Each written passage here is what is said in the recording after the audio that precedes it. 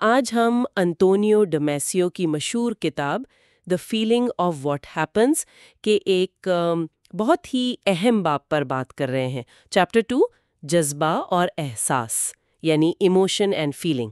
جی، اور ہمارا مقصد یہ سمجھنا ہے کہ مصنف کیسے یہ دلیل پیش کرتا ہے کہ ہمارے جذبات اور احساسات، جنہیں ہم اکثر صرف آپ کہہ لیں ذہنی کیفیت سمجھتے ہیں نا، بالکل۔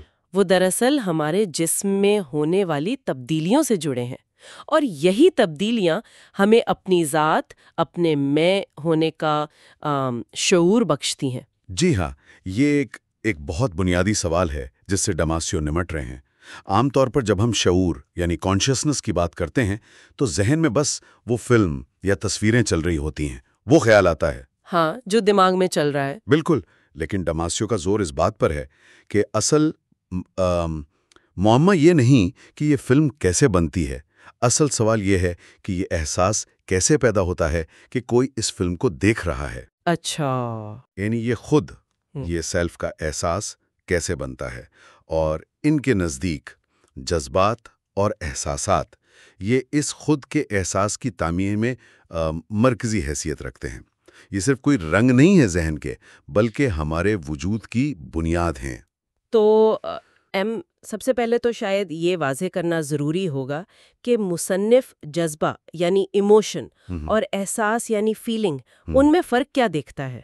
کیونکہ عام بول چال میں تو ہم یہ لفظ تقریباً ایک ہی معنی میں استعمال کر لیتے ہیں۔ ہاں، یہ فرق سمجھنا بہت اہم ہے۔ ڈماسیو کے مطابق جذبہ یا ایموشن ایک پیچیدہ، زیادہ تر خودکار قسم کا کیمیائی اور عصبی رد عمل کا ایک پورا سیٹ ہے۔ اچھا۔ جو کسی خاص بیرونی یا اندرونی محرک کے جواب میں پیدا ہوتا ہے، اور یہ رد عمل اکثر جسمانی سطح پر ظاہر ہوتا ہے۔ آپ دیکھتے ہیں چہرے کے تاثرات بدل جاتے ہیں، دل کی دھڑکن، سانس کا انداز، مخصوص ہارمونز نکلتے ہیں۔ یہ ایک طرح سے جسم کا پروگرامڈ طریقہ ہے مخصوص حالات سے نمٹنے کا، جو ظاہر ہے ارتقاء کے دوران بقا کے لیے مددگار ثابت ہوا ہے۔ اور یہ رد عمل، اہم بات یہ ہے کہ عوامی ہوتا ہے، مطلب باہر سے دیکھا جا سکتا ہے۔ اچھا، تو جذبہ ایک قسم کا جسمانی، جیسے کوئی تھیٹر چل رہا ہو جسم میں، ایک مظاہرہ ہے جو جسم کر رہا ہے۔ تو پھر احساس، فیلنگ کیا ہے؟ احساس یا فیلنگ وہ اس جسمانی تبدیلی کا ذہنی تجربہ ہے۔ یہ وہ نجی اندرونی کیفیت ہے جو ہم محسوس کرتے ہیں جب ہمارا دماغ ان تمام جسمانی تبدیلیوں کو نوٹ کرتا ہے۔ تو ڈماسیو کی ترتیب یہ ہے: پہلے محرک آیا، پھر جسم میں جذبے کا اظہار ہوا، ایموشن، اور پھر اس جسمانی حالت کا دماغ میں ایک نقشہ بنا اور اس کا تجربہ ہوا، جسے ہم احساس، فیلنگ کہتے ہیں۔ اچھا۔ اور جب ہم باشعور ہوتے ہیں تو ہم نہ صرف اس احساس کو محسوس کرتے ہیں، بلکہ یہ بھی جانتے ہیں کہ ہم اسے محسوس کر رہے ہیں، اور یہ جاننے کا عمل ہی شعور کی بنیاد ہے۔ دلچسپ ہے کہ مصنف جذبات کی اقسام بھی بتاتا ہے۔ عام طور پر تو ہمارے ذہن میں وہی خوشی، غم، غصہ، خوف، حیرت، نفرت، یہی بنیادی یا پرائمری جذبات آتے ہیں۔ جی ہاں، وہ بنیادی جذبات ہیں، بالکل۔ لیکن ڈماسیو ثانوی یا سماجی جذبات کی بھی بات کرتے ہیں، سیکنڈری یا سوشل ایموشنز۔ جیسے شرمندگی، حسد، جرم کا احساس یا فخر۔ یہ زیادہ پیچیدہ ہوتے ہیں اور سماجی حالات اور سیکھنے پہ منحصر ہوتے ہیں۔ اور پھر ایک تیسری قسم ہے جو بہت اہم ہے، پس منظری جذبات یا بیک گراؤنڈ ایموشنز۔ پس منظری جذبات یہ کیا ہیں؟ یہ تو نیا سا لگ رہا ہے۔ یہ وہ عمومی جسمانی کیفیات ہیں جو ہر وقت ہمارے پس منظر میں موجود رہتی ہیں، جیسے سکون محسوس کرنا یا تناؤ، چستی، تھکاوٹ یا بے چینی سی۔ اچھا۔ یہ شاید اتنے واضح نہیں ہوتے جتنے بنیادی جذبات جیسے غصہ یا خوشی، لیکن یہ مسلسل ہمارے مزاج پر، ہمارے رویے پر اثر انداز ہوتے رہتے ہیں۔ ہم اکثر کہتے ہیں نا، آج بس طبیعت ٹھیک نہیں لگ رہی، یا آج بڑا فریش سا لگ رہا ہے۔ ہاں بالکل۔ یہ اصل میں پس منظری احساسات ہیں جو ان پس منظری جذبات یعنی جسمانی حالتوں کی عکاسی کر رہے ہوتے ہیں، اور ہم دوسروں میں بھی یہ بھانپ لیتے ہیں اکثر۔ کسی کے چلنے کے انداز سے، کندھے جھکے ہوئے ہیں، آواز کا لہجہ کیسا ہے، ہم اندازہ لگا لیتے ہیں کہ وہ ٹینشن میں ہے یا پرسکون ہے۔ صحیح۔ یہ جسمانی چیزیں پس منظری جذبات کے ثبوت ہیں۔ گویا ہمارا جسم تو مسلسل جذبات کا اظہار کر رہا ہے، چاہے وہ شدید ہوں یا بہت ہلکے سے ہوں۔ تو یہ اظہار جسم کی کن حصوں کے ذریعے ہوتا ہے؟ مصنف کیا کہتا ہے؟ مصنف 3 اہم نظاموں کا ذکر کرتا ہے۔ پہلا، اندرونی ماحول یا انٹرنل ملیو، یعنی خون کی کیمسٹری، ہارمونز، جسم کا درجہ حرارت، یہ سب چیزیں۔ ٹھیک۔ دوسرا، اعضائے رئیسہ یا وسیرا، جیسے دل، پھیپھڑے، آنتیں وغیرہ۔ تیسرا، عضلاتی نظام یا مسکولیو اسکیلیٹل سسٹم، یعنی چہرے اور جسم کے پٹھے۔ جب کوئی جذبہ پیدا ہوتا ہے تو دماغ ان نظاموں کو سگنل بھیجتا ہے، جس سے ان میں تبدیلیاں آتی ہیں۔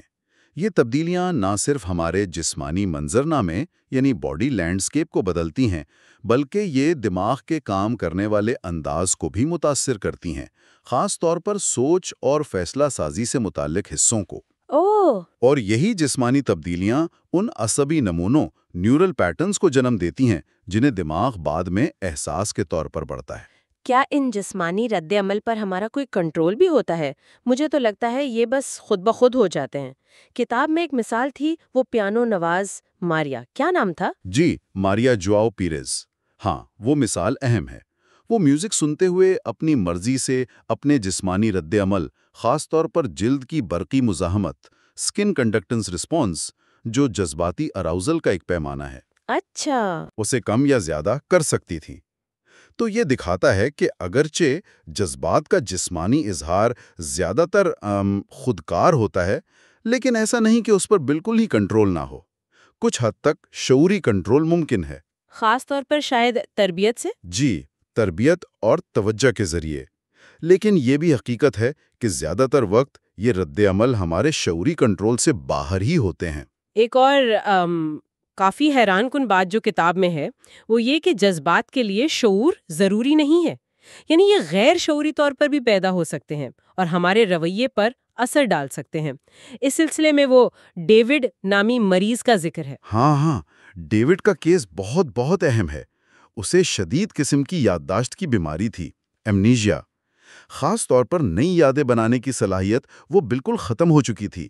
وہ چند منٹ پہلے ملے ہوئے شخص کو بھی نہیں پہچان سکتا تھا۔ اوہ خدایا! تو ایک تجربے میں اسے بار بار 3 مختلف طرح کے لوگوں سے ملوایا گیا۔ ایک جو بہت دوستانہ تھا، اچھا آدمی، ایک جو بالکل غیر جانبدار تھا، اور ایک جو کافی ناگوار تھا، برا آدمی۔ اور نتیجہ کیا نکلا؟ اسے تو یاد ہی نہیں رہتا تھا نا کہ وہ کس سے ملا ہے۔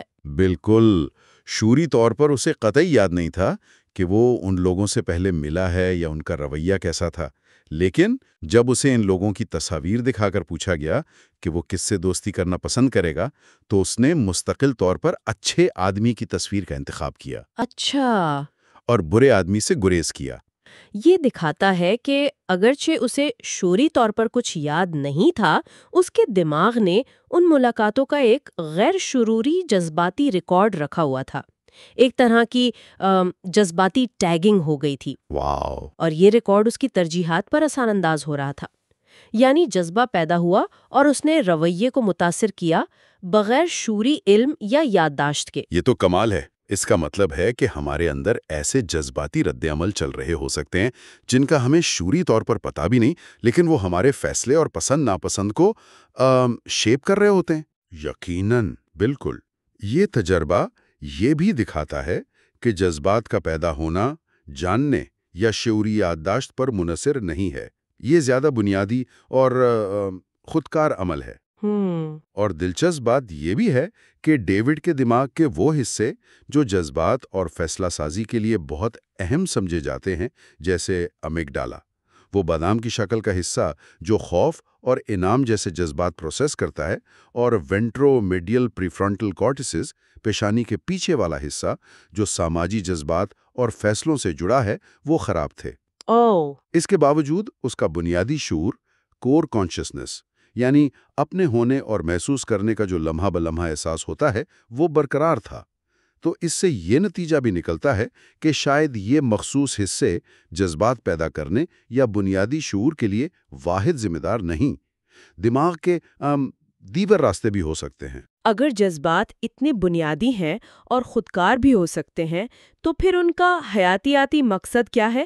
یہ کیوں ارتقا پذیر ہوئے ہوں گے؟ ڈیماسیو کے مطابق جذبات کا بنیادی حیاتیاتی مقصد دوہرا ہے۔ پہلا، یہ کسی خاص صورتحال کے لیے ایک مخصوص فوری رد عمل پیدا کرتے ہیں، جیسے خطرہ دیکھا تو بھاگنا یا جم جانا یا لڑنے کے لیے تیار ہو جانا۔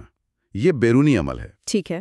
دوسرا، یہ جسم کو اس رد عمل کے لیے اندرونی طور پر تیار کرتے ہیں، جیسے بھاگنا ہے تو خون کا بہاؤ، ٹانگوں کے پٹھوں کی طرف بڑھانا، دل کی دھڑکن تیز کرنا، توجہ مرکوز کرنا وغیرہ۔ یہ اندرونی تیاری ہے۔ اچھا۔ یہ دونوں مل کر جاندار کی بقا کے امکانات کو بڑھاتے ہیں۔ یہ ایک طرح کا لائف ریگولیشن ٹول کٹ ہے، زندگی کو منظم رکھنے کا اوزار۔ کتاب میں ایک بہت سادہ سے جاندار سمندری گھونگے ایپلیشیا کی مثال بھی دی گئی ہے، تو کیا اس کا مطلب ہے کہ جذبات صرف انسانوں یا پیچیدہ جانوروں تک محدود نہیں ہیں؟ جی، ایپلیشیا کی مثال بالکل یہی دکھانے کے لیے ہے کہ جذباتی طرز کے رد عمل ارتقاء میں بہت بہت قدیم ہے۔ جب ایپلیشیا کو خطرہ محسوس ہوتا ہے تو وہ اپنے گلپھڑے سکیڑ لیتا ہے، پیچھے ہٹتا ہے، اس کی دل کی دھڑکن تیز ہوتی ہے اور دفاع کے طور پر سیاہی خارج کرتا ہے۔ یہ رد عمل اگرچہ ہمارے پیچیدہ انسانی جذبات کے مقابلے میں بہت سادہ ہے، لیکن بنیادی اصول وہی ہے۔ ایک محرک آیا اور ایک مربوط جسمانی رد عمل ہوا جو بقا میں مدد دیتا ہے۔ یہ ظاہر کرتا ہے کہ جذبات کا نظام حیاتیاتی طور پر کتنا گہرا اور بنیادی ہے۔ اکثر ہم جذبات کو درد اور لذت سے جوڑتے ہیں۔ کیا درد یا لذت خود جذبات ہیں یا یہ کچھ اور ہے؟ یہ ایک اہم نقطہ ہے۔ ڈماسیو کے مطابق درد، پین اور لذت، پلیجر، بنیادی طور پر جسمانی احساسات ہیں، سینسیشنز جو جسم کی حالت کی عکاسی کرتے ہیں۔ درد ٹشو کے نقصان کا سگنل ہے، جبکہ لذت عام طور پر فائدہ مند حالت کی نشاندہی کرتی ہے۔ تو پھر جذبات سے ان کا کیا تعلق ہے؟ یہ احساسات یعنی درد اور لذت جذبات کو متحرک کر سکتے ہیں یا ان سے وابستہ ہو سکتے ہیں، لیکن یہ خود جذبات نہیں ہیں۔ مثال کے طور پر چوٹ لگنے کا درد سینسیشن، خوف یا غصے کا جذبہ ایموشن پیدا کر سکتا ہے، اور پھر اس خوف یا غصے کا احساس فیلنگ ہوتا ہے۔ درد خود جذبہ نہیں ہے۔ اس فرق کو واضح کرنے کے لیے کوئی مثال ہے کتاب میں؟ جی، کتاب میں ٹرائیجیمنل نیورالجیا کے مریضوں کا ذکر ہے۔ ان کو چہرے میں ناقابل برداشت شدید درد ہوتا ہے۔ ایک خاص قسم کی سرجری ہوتی ہے، سنگولیوٹومی۔ جی۔ اس کے بعد کچھ مریضوں نے بتایا کہ انہیں درد کا احساس تو اب بھی ہوتا ہے، لیکن اس سے وابستہ جو شدید جذباتی تکلیف تھی، جو اذیت تھی، سفرنگ جسے افیکٹ بھی کہتے ہیں، وہ ختم ہو گئی ہے۔ یعنی درد ہے پر برا نہیں لگ رہا؟ بالکل، درد موجود ہے لیکن وہ پریشان نہیں کرتا۔ اسی طرح ہپنوسس کے تجربات میں بھی لوگوں کو یہ تلقین کی جا سکتی ہے کہ وہ درد پیدا کرنے والے محرک کو محسوس تو کریں، لیکن اس سے وابستہ جو ناخوشگوار جذبہ ہے اسے محسوس نہ کریں۔ یہ سب دکھاتا ہے کہ جسمانی احساس اور اس سے پیدا ہونے والا جذباتی رد عمل یا احساس، یہ دو الگ الگ اگرچہ جڑے ہوئے عمل ہیں۔ تو اب اگر ہم اس سارے عمل کو ایک ساتھ دیکھیں، کیسے ایک بیرونی چیز آتی ہے، جذبہ ابھرتا ہے، جسم بدلتا ہے، اور پھر ہمیں اس کا احساس ہوتا ہے، اور ہم یہ جانتے ہیں کہ ہمیں احساس ہو رہا ہے۔ مصنف نے اس کے کچھ مراحل بتائے ہیں شاید؟ جی، دماسیو اس عمل کو تقریباً 5 مراحل میں بیان کرتے ہیں جو ایک تسلسل میں ہوتے ہیں، تیزی سے۔ محرک کا سامنا۔ سب سے پہلے آپ کا سامنا کسی ایسی چیز یا خیال سے ہوتا ہے جو جذبہ پیدا کرنے کی صلاحیت رکھتا ہے۔ اسے وہ ایموشنلی کمپیٹنٹ سٹیمولس یا انڈیوسر کہتے ہیں۔ ٹھیک۔ دوسرا، جذبہ پیدا کرنے والے مراکز متحرک۔ یہ محرک دماغ کے ان حصوں کو ایکٹیویٹ کرتا ہے جو جذبات پیدا کرنے کے لیے پروگرامڈ ہے۔ یہ ایموشن انڈکشن سائٹس ہیں، جیسے خوف کے لیے ایمگڈیلا یا بنیادی حیاتیاتی رد عمل کے لیے برین سٹیم نیوکلیائی۔ اوکے۔ تیسرا، جسم اور دماغ کو سگنل۔ یہ مراکز پھر جسم کے مختلف حصوں کو وہی اندرونی ماحول، اعضاء، پٹھے اور دماغ کے دیگر حصوں کو جو سوچ، توجہ، یادداشت کنٹرول کرتے ہیں، سگنل بھیجتے ہیں۔ چوتھا، جسمانی حالت میں تبدیلی۔ ان سگنلز کے نتیجے میں آپ کی مجموعی جسمانی حالت، باڈی سٹیٹ، اس میں ایک مخصوص مربوط قسم کی تبدیلی آتی ہے۔ آپ کا جسمانی منظرنامہ بدل جاتا ہے۔ جی۔ اور 5واں، اور یہ بہت اہم ہے، احساس اور جاننے کا عمل۔ اب دماغ کے حسی حصے، سینسری ریجنز، ان تمام جسمانی تبدیلیوں کا نقشہ بناتے ہیں۔ یہ نقشہ ہی احساس ہے، فیلنگ۔ اچھا، تو یہ احساس ہو گیا۔ ہاں، لیکن بات یہاں ختم نہیں ہوتی۔ ایک اور اس سے اونچی سطح کا عمل ہوتا ہے جسے ڈماسیو سیکنڈ آرڈر میپنگ کہتے ہیں۔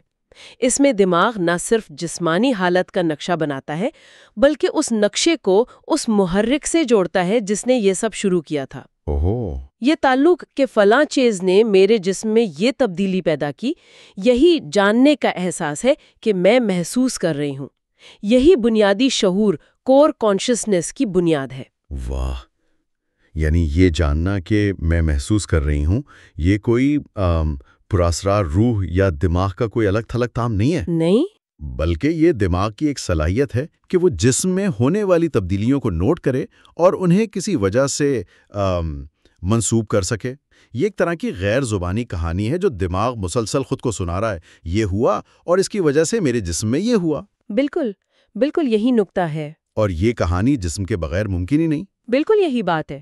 ڈماسیو کے لیے جسم صرف جذبات کا تھیٹر نہیں ہے بلکہ احساس اور بنیادی شعور کے وجود کے لیے ایک لازمی شرط ہے۔ جسمانی تبدیلیوں کے یہ نقشے ہی وہ مواد ہیں، وہ را مٹیریل ہیں جن سے احساسات اور خود کا ابتدائی احساس بنتا ہے۔ دماغ ان نقشوں کو پڑھ کر ہی جانتا ہے کہ جاندار زندہ ہے اور اس کے ارد گرد کیا ہو رہا ہے اور اس کا اس پر کیا اثر پڑ رہا ہے۔ تو اگر ہم آج کی گفتگو کا خلاصہ کریں تو مرکزی پیغام یہ نکلتا ہے کہ جذبات بنیادی طور پر جسمانی رد عمل ہیں جو بقا کے لیے ضروری ہیں۔ جی، ان جسمانی رد عمل کا دماغ میں نقشہ بننا وہ احساسات کو جنم دیتا ہے۔ صحیح۔ اور جب دماغ ان احساسات کو کسی وجہ سے جوڑتا ہے اور یہ جانتا ہے کہ یہ میرے احساسات ہیں، تو بنیادی شعور اور خود کا احساس پیدا ہوتا ہے۔ گویا ہمارا شعور اور ہماری ذات کا جو تصور ہے وہ ہمارے جسمانی وجود میں گہرائی سے پیوست ہے۔ جی ہاں، بالکل۔ اور یہ ہمیں سوچنے پر مجبور کرتا ہے نا؟ اگر ہمارا بنیادی شعور اور خود ہی کا احساس ہمارے جسم کی حالت کی مسلسل لمحہ بہ لمحہ نگرانی سے پیدا ہوتا ہے تو اس کا مطلب ہے کہ ہمارے جسمانی سکون یا بے چینی، تناؤ یا راحت میں آنے والی وہ لطیف سی، شاید غیر محسوس تبدیلیاں بھی، جنہیں ہم اکثر نظر انداز کر دیتے ہیں۔ بالکل، جنہیں ہم نظر انداز کر دیتے ہیں، کیا وہ لاشعوری طور پر ہمارے دنیا کو دیکھنے کے انداز، ہمارے فیصلوں، ہماری یادوں کی تشکیل اور ہمارے تعلقات کو مستقل طور پر متاثر نہیں کر رہی ہوں گی؟ یہ تو بہت گہرا سوال ہے۔ یعنی جب ہم سوچتے ہیں کہ ہم خالصتاً منطقی یا عقلی بنیادوں پر کوئی فیصلہ کر رہے ہیں تو کیا پس منظر میں چلنے والے یہ جسمانی احساسات خاموشی سے ہماری عقل کو ایک خاص سمت نہیں دے رہے ہوتے؟ بالکل، میرا خیال ہے کہ یہ تعلق جسم، جذبات، احساسات اور شعور کا یہ شاید ہمارے روزمرہ کے تجربے کی ہر سطح پر موجود ہے۔